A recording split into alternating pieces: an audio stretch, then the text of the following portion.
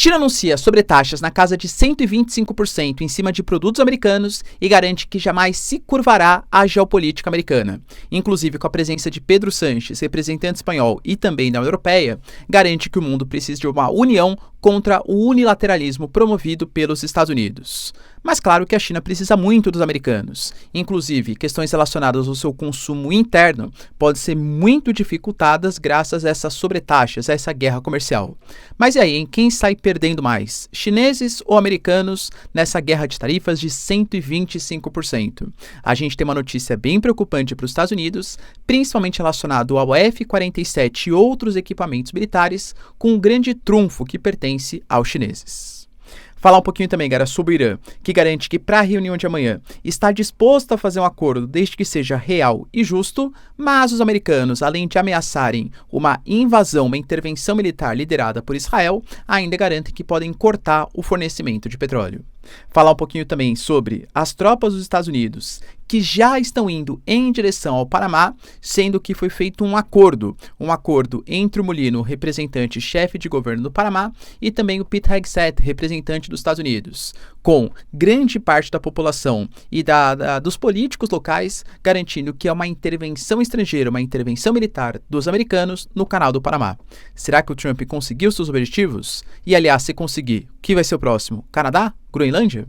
Para finalizar, falar também sobre a chegada do Steve Witkoff, representante dos Estados Unidos, à Rússia, para tecer negociações guerra Rússia-Ucrânia justamente com Putin, ouvir os anseios. Mas com o Trump deixando bem claro que a Rússia tem que se mexer, senão a coisa vai complicar para o governo Putin. Se vocês querem entender um pouco mais sobre esses assuntos, e muito mais também sobre geografia, geopolítica, atualidades, política, polêmicas, enfim, tudo para você se manter sempre bem atualizado, já se inscreve no canal, deixa seu like, compartilha esse vídeo, que eu, professor Ricardo, conto muito com a sua ajuda. Belezinha? Para quem não sabe, galera, nosso canal aqui é parceiraço da Nômade e caso você queira, nesse momento de instabilidade, guerra comercial, subida, queda, volatilidade do dólar, ter acesso a uma reserva, a diversificar os seus investimentos numa moeda que é forte, muito menos inflacionária do que a moeda nossa, que é o real, cara, recomendo que você utilize a Nômade para comprar os seus dólares. Até porque com o meu cupom RICARDO20, você tem acesso a até $20 de cashback. É super fácil, não tem taxa de abertura, taxa de manutenção. Se você comparar com as casas de câmbio convencional, galera, o preço que você paga é muito mais baixo, além do que a Nômade é aceita em mais de 180 países. Então, em viagens internacionais, ao invés de você se preocupar em comprar tal moeda, tal, cara, você vai pagando com a Nômade, é super fácil, super democrático. Além disso, caso você queira, você pode utilizar o cartão de crédito que eu utilizo, que é o Nômade Explore. É sensacional. Você vai ali pagando contas aqui no Brasil mesmo, tá? Conta de luz, de água, restaurante e tal. Você vai acumulando os pontos, que inclusive não expiram, para eu que sou esquecido, galera, é a melhor coisa, tá? E você pode trocar por vários benefícios, usar o Nômade Lounge, você troca por compras de dólares ainda mais barato na própria Nômade, você vai ganhando cashback também dolarizado para montar suas posições. Eu particularmente adoro e só recomendo produtos que de fato eu uso, tá? Como, por exemplo, a Nômade. Caso você queira, então, ó, QR Code aqui na tela, tá? Não é uma recomendação de compra, claro, mas caso você queira QR Code na tela, o link na descrição, cupom RICARDO20. Tamo junto? Então, bora lá pro vídeo aí que tem coisa bem importante pra gente discutir. Primeiro assunto, galera, que se faz presente está ligado às sobretaxas que a China anunciou em relação ao governo Trump. Professor, mas quando que vai para isso, né? Os americanos taxam em 34, a China responde 34, os americanos 84, a China 84, os Estados Unidos 125, fala que é 145, agora a China 125. Então, até, claro, né, a internet também serve para isso. Começaram a rolar alguns memes, né, do Xi Jinping, o Trump, já bem idosos. Não, agora o meu é 7.000%, 8.000% e tal. A China garante que isso acabou, que ela não vai mais fazer retaliações, que vai deixar os americanos, vai ignorar, caso os americanos respondam a essas tarifas dos chineses de 125%, lá, vai colocar 180, 190, não sei exatamente, que eles não vão mais aumentar as tarifas, mas que eles deixam bem claro a sua insatisfação com a postura do governo americano, que é uma política de coerção contra os outros países. Garantindo, inclusive, que já entraram com uma representação na OMC, Organização Mundial do Comércio, pedindo maiores punições contra os Estados Unidos. E claro, por mais que a OMC tenha ali um tribunal que vai julgar questões, galera, convenhamos que mesmo que dê ganho de causa para os chineses. O que pode ser inclusive bem provável, os americanos possivelmente não vão cumprir, sanções econômicas já existem contra os Estados Unidos, então acho que seria muito mais o ato simbólico, que como eu sempre trago para vocês, a China, um país socialista, mesmo que socialismo de mercado, que entrou na OMC só no comecinho dos anos 2000 e começou a seguir as maiores legislações internacionais, vem pedindo por um livre mercado, enquanto os Estados Unidos, liderado pelo governo Trump, os Estados Unidos, país, né, supostamente aí liberal, a favor das tarifas, e que aliás ajudou a construir o mundo moderno, seja na conferência de Bretton Woods, na formação do GATT, na formação da OMC, enfim, vem sobretaxando os outros países. Inclusive, quando a China ela anunciou essa tarifa de 125%, ela deixou bem claro, jamais nos curvaremos, e inclusive os americanos devem parar com essas atitudes destrutivas. Garantiu, se os americanos querem diálogo, eles devem parar com essas atitudes destrutivas e imprevisíveis. Não só pelo bem do povo chinês, mas também em nome da equidade da ordem global, jamais nos curvaremos. Inclusive, o Xi Jinping fez questão de reforçar que, junto ao Cyril Ramaphosa, que é o líder da África do Sul, e junto ao Brasil, fez políticas em nome de uma multilateralidade, em nome de um comércio equitativo, de um destacamento do Sul global.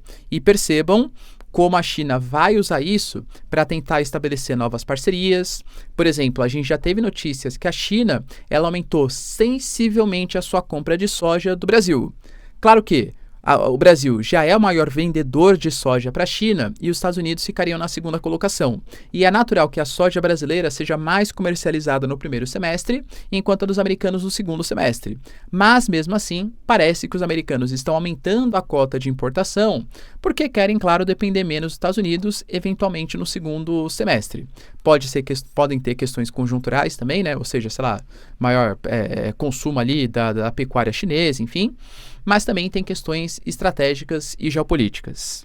Inclusive, o Xi Jinping, hoje, ele esteve com uma reunião com Pedro Sánchez, que é o chefe de governo da Espanha, e que, inclusive, já tinha garantido que ia buscar mercados alternativos.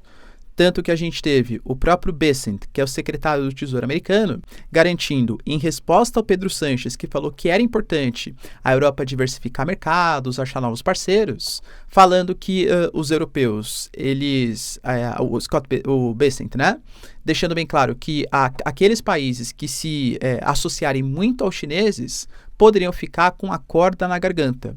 Não sei se a Europa vai comprar muito bem essa ideia, porque lembrando, sempre trago para vocês, talvez, mesmo que todas essas tarifas sejam resolvidas, não haja mais problemas no futuro, será que a confiança sobre o governo americano vai continuar a mesma? De parceiros que sempre foram estratégicos para os Estados Unidos, que é a União Europeia, que é o Canadá, que são os mexicanos, japoneses, sul-coreanos. Será que eles verão os americanos da mesma maneira, depois que perceberam que numa canetada o governo Trump pode taxar fortemente o seu governo? Ou talvez começar a retirar tropas de determinadas posições? Então acho que a lição que fica não é que deve se aproximar dos chineses, mas é que deve parar de depender de um único país. E inclusive serve como recado para o Brasil, que cada vez mais depende exclusivamente dos chineses. Ah, mas os chineses são amigos. Até quando? Geopolítica não tem amigo, né? Geopolítica é jogo de interesses. Mas voltando aqui à questão do Pedro Sánchez, os dois se reuniram e o Xi Jinping deixou bem claro, a gente deve resistir a essa intimidação americana. Segundo Xi Jinping, os países devem manter a tendência de globalização econômica e o ambiente de comércio internacional, além de resistir, claro, conjuntamente ao unilateralismo. China e Espanha fizeram uma série de acordos na área de ciência, tecnologia, educação, cinema, enfim. E os chineses, galera, deixaram bem claro que eles vão tentar se consolidar com novas parcerias econômicas. Entende que o Xi Jinping, ele parece ser o, entre aspas, razoável da história? Como eu sempre falo, não tem bonzinho e não tem malvado. Mas com os americanos fazendo tarifas de retaliação sem uma negociação prévia e fazendo uma fórmula matemática para definir o nível de tarifa de cada um dos países, a China se vende como, olha, a gente está a favor aqui de um livre comércio maior, a própria União Europeia está negociando com os europeus uma transição, trocas comerciais livres de carros elétricos entre os dois, no caso a União Europeia e também os chineses, entende? Então a China parece ser a mais razoável da história e isso pode atrair várias parcerias militares para os chineses. A União Europeia talvez estaria mais disposta até a fechar um acordo com o Mercosul. Está negociando agora um acordo de livre comércio com os Emirados Árabes Unidos. Então os americanos estão empurrando os outros países para outras alianças comerciais. Até porque, deixando bem claro, a gente sabe que uma guerra comercial não faz bem para ninguém, mas existem prejuízos que podem ser muito sensíveis ao mercado chinês. Quando a gente olha a economia chinesa, a gente percebe que a China teve um boom econômico muito forte nos anos 80, anos 90, 2000, até 2010 e desde então vem atravessando. Não é uma crise econômica, aliás, muito longe disso, mas o que a gente chama de pouso suave da economia chinesa.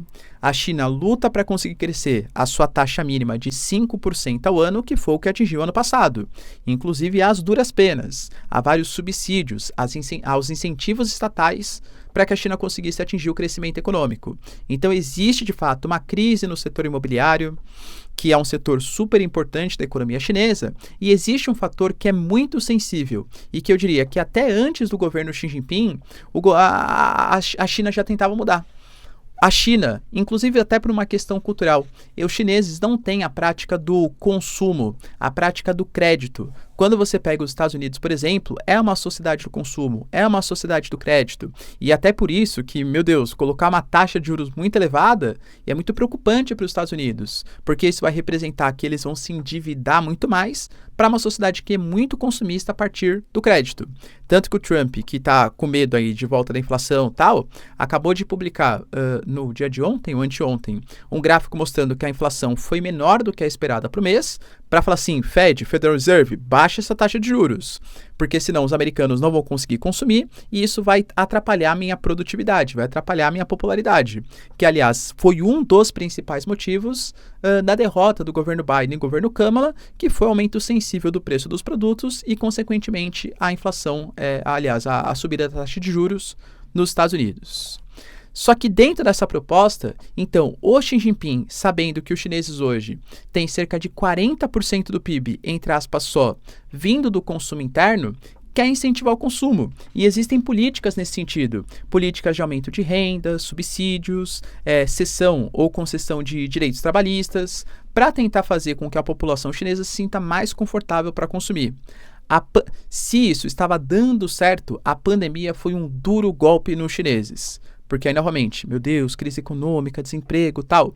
Os chineses voltaram a poupar e para mudar uma questão cultural, um Estado incentiva ao consumo, sabendo que uma imprevisibilidade pode causar uma crise econômica, vai ser difícil convencer os chineses a consumir de novo. Agora, com o aumento do preço dos produtos, e lembrando, uma economia tão conectada, hoje a produção ela tem um caráter global, produtos americanos entrando mais caros na China, isso pode desincentivar ainda mais o consumo. Entendi, professor? Então você está falando que a China vai sair muito prejudicada da guerra comercial. Com certeza vai. Assim como os Estados Unidos também. Poxa, galera, quando a gente pega, por exemplo, só um dos setores, tá? Porque a produção chinesa que abastece com certeza o mercado americano. Então, produtos mais caros representam a inflação nos Estados Unidos, problemas aí com a taxa de juros e tal. Mas quando a gente pega, por exemplo, um dos setores, é a grande carta na manga que os chineses têm e que, inclusive, já utilizaram pelo menos parcialmente. Quando a gente fala dessas tarifas que a China está impondo em relação aos Estados Unidos, muita gente esquece que, além das tarifas, a China também fez uma espécie de boicote, ou seja, os chineses não podem mais investir e nem receber investimentos de quase uma dezena de empresas americanas, alegando que elas têm relação com Taiwan, e a China também limitou a exportação dos minerais terras raras, que hoje a China detém 70% da produção mundial e que é responsável pela produção de equipamentos, semicondutores, smartphones e, claro, equipamentos militares. Eu trouxe aqui no vídeo para vocês, faz um tempinho inclusive, que o Trump tinha apresentado o seu novo modelo, o F-47, aliás, lembrando que chama F-47, porque a gente fala do Trump sendo o 47º presidente da história dos Estados Unidos, então uma homenagem a ele mesmo, né? que é o equipamento militar que vem substituir o F-22 Raptor. Só que essa produção depende muito de minerais terras raras. Por isso que o Trump está desesperado para fazer acordo, seja na Groenlândia, seja para fazer acordo na Rússia, com os ucranianos, porque precisa das terras raras. E a própria revista Newsweek compartilhou isso. É uma coisa que a sociedade americana sabe e que, claro, os chineses sabem. E pode utilizar isso como um super trunfo, uma carta na manga aí contra os americanos. E aí, galera, nessa guerra comercial, quem vocês acham que sai mais prejudicado? O Trump tenta passar um ar de normalidade. Segundo ele, a política tarifária está muito bem e está sendo animadora para todos os países. Quero eu, particularmente, claro que ele é presidente, faz parte, tentar passar um ar de normalidade, que está tudo bem, mas falar que é uma situação animadora para todos os países, a guerra comercial, essas tarifas, acho que ele exagerou um pouquinho, Mas ele disse que ele confia no acordo com o Xi Jinping. Lembrando que já deixou de ser uma questão econômica, passou a ser uma questão geopolítica. Na minha cabeça e na cabeça dos dois países, aquele que ceder primeiro e anunciar que quer conversar, quer baixar as taxas, vai passar a sensação para outro, e claro, para o mundo, que não aguentou a guerra comercial. Imagina se o Trump, depois de taxar em 145%, telefona para o Xi Jinping e fala que quer negociar. Quer negociar por quê? Porque não aguentou a guerra comercial? Quer dizer que eu sou mais importante, eu, China? Ou se a China telefona para o Trump. Então quer dizer que a China não aguentou. Ela precisa da queda das tarifas americanas. Entende? Então já passa a ser até um ponto mais geopolítico. E lembrando que o Xi Jinping, ele falou de uma nova governança global justa e razoável para manter a paz e a segurança mundial, além de promover o desenvolvimento e a prosperidade comuns. O que seria essa nova governança ou esse sistema de governança global? Porque, teoricamente, os organismos já existem, seja a ONU pela paz, OMC para a questão do comércio, OMS para a questão da saúde, enfim. Será que o Xi Jinping planeja um novo sistema, talvez com a China com um grau de importância maior? Ou será que foi só um jeito de falar de depender menos dos Estados Unidos, hein? Deixa aí nos comentários. Enquanto isso, galera, tivemos também notícias importantes de tropas dos Estados Unidos indo em direção ao Panamá. Professor, sabia? Os americanos estão indo agora fazer uma intervenção militar no Panamá. Eu diria, que sim, mas não tanto, vamos tomar cuidado. A gente sabe que a história dos Estados Unidos em relação ao Panamá é uma história, no mínimo, polêmica, porque quem começou a construir o canal foram os franceses, que abandonaram a obra e foi herdado pelos Estados Unidos. O Trump fala que mais de 30 mil trabalhadores morreram, que os americanos gastaram uma grana muito grande ali na construção daquele canal, mas é fato que na década de 70, o próprio Jimmy Carter, então presidente dos Estados Unidos, fez uma negociação de devolução do canal do Panamá para o Panamá, até tentando fazer uma espécie de política de mais boa vizinhança e se mostrar um país um pouco menos imperialista do ponto de vista militar, sendo que era um momento de Guerra Fria, lembrando, foi uma característica muito forte do governo Carter. Quando deu 1999, a gente teve, de fato, o Panamá ficando com a administração do canal, que passou a não ser mais dos Estados Unidos. Só que os Estados Unidos alegam que os chineses estão dominando esse canal. Quando a gente fala que a China está dominando o canal, não é um domínio do ponto de vista militar, mas talvez do ponto de vista econômico. Hoje, os Estados Unidos são o país que mais utiliza o canal do Panamá e a China vem na segunda colocação. Uma coisa que incomoda muito, por exemplo, o governo Trump, é que nós temos empresas de Hong Kong, na verdade uma empresa de Hong Kong, que domina 2 portos ali no canal do Panamá. Inclusive, por pressão dos Estados Unidos, foi feita uma auditoria e essa auditoria descobriu que, supostamente, o processo de concessão não foi feito de maneira correta. Então, o Hong Kong vai ter que vender o seu domínio ali dos portos, muito possivelmente para empresas americanas. A gente sabe que o Trump fez ameaças militares, brigou ali com o Mulino, que é o presidente do Panamá. E no final das contas, depois de muita pressão, o Panamá abandonou a nova Rota da Seda, fazia parte junto aos chineses, e também fechou um acordo militar. Esse acordo militar, ele propõe que militares dos Estados Unidos poderão utilizar as instalações para treinamento, exercícios e outras atividades, e também navios, embarcações militares farão uso gratuito e prioritário do Canal do Panamá. Ou seja, o presidente deixou bem claro, o Mulino, que não são bases militares. Não são bases militares.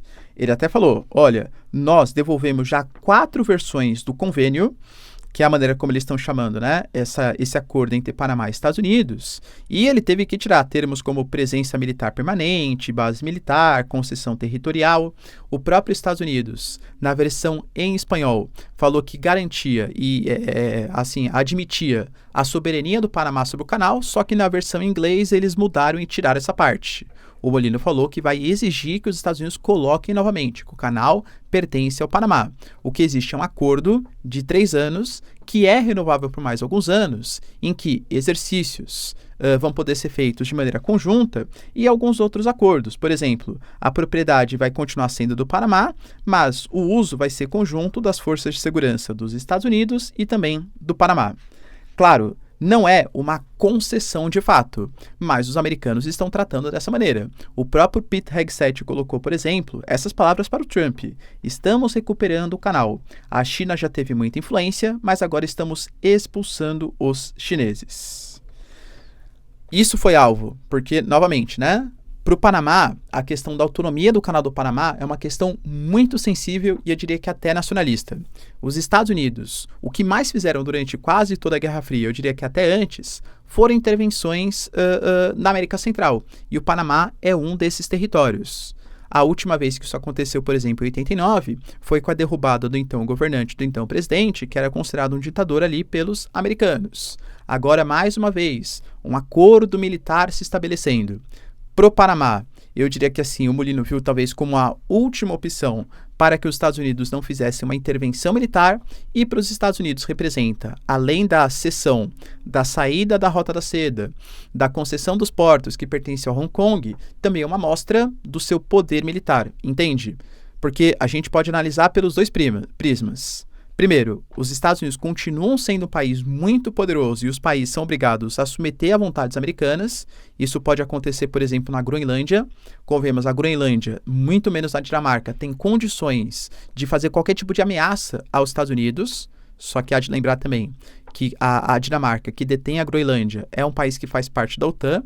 Nunca aconteceu na história, né? Dos Estados Unidos que criaram a OTAN em 49, ameaçarem um país que faz parte da OTAN também, seria uma coisa meio inédita. Será que os outros países poderiam convocar o artigo 5º para combater os Estados Unidos? Não sei, seria algo inédito, né?